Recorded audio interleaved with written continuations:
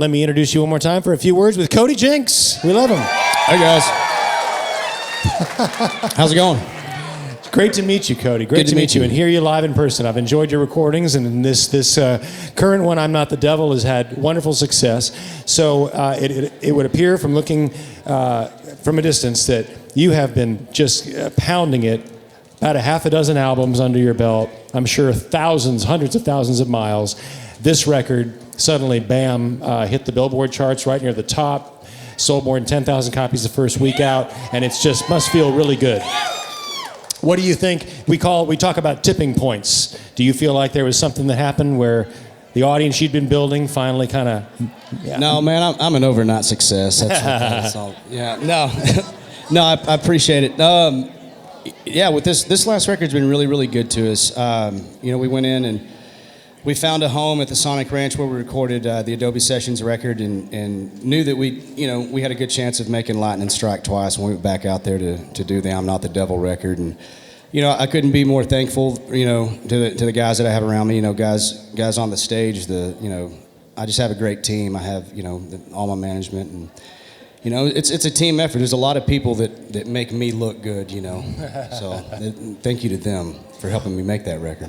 It is also the scene that you sang about in that last song. It is honky-tonks all across America where country music lives and breathes.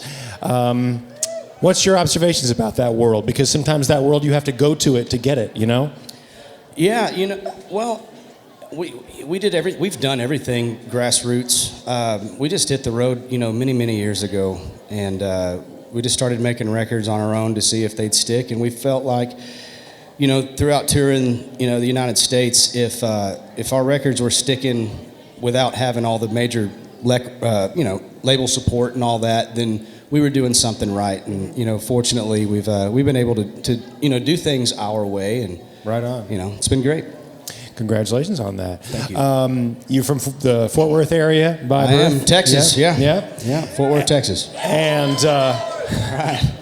As I read the bio, you spent not a small number of years playing metal music, and thankfully you didn't blow out your vocal cords in your ears. But talk about the transition and about what finally kind of felt like country and the lyric-driven thing was home again for you. It started with me. I had a really good foundation for all kinds of music whenever I was a kid. My mom and dad, we had everything in the house from Percy Sledge to Black Sabbath. So, and Merle Haggard to Led Zeppelin and all that, So I had that, and I learned to play guitar, country songs my dad taught me years ago, and when I was a teenager and, full of angst and the whole teenage thing, why we all get into metal, those of us that do.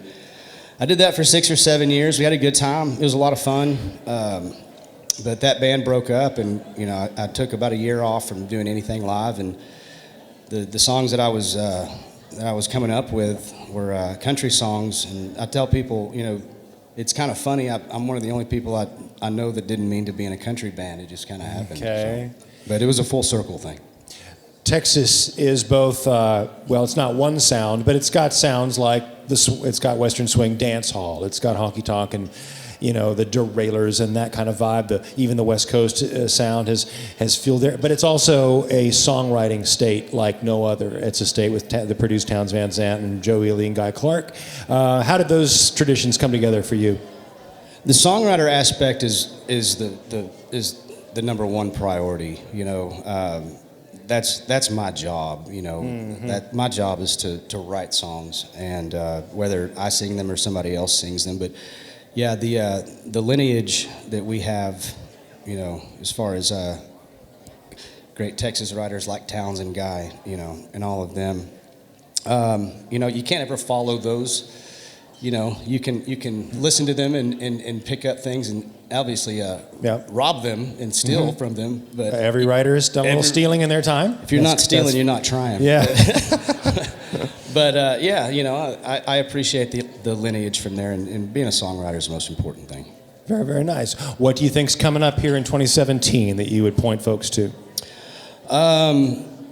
We're gonna be out on the road a lot. Yeah. We'll cover the entire United States this year. I looked at your tour schedule. Just what you've got up now is insane. It's great. Yeah. It is. But it must be fun. We just had a few weeks off. Got the batteries recharged, and we'll spend a few days here in Nashville, and then we'll head out for a West Coast run and come home for about a month, and then we'll go tackle the East Coast, and in between there, try to get into the studio and start cutting some new stuff. Great. Well, you've also got a spectacular band. Everybody's just working on absolutely like a well-oiled machine. So congratulations on that too. They are. They're wonderful. Thank you. CodyJinks, folks. He will be back.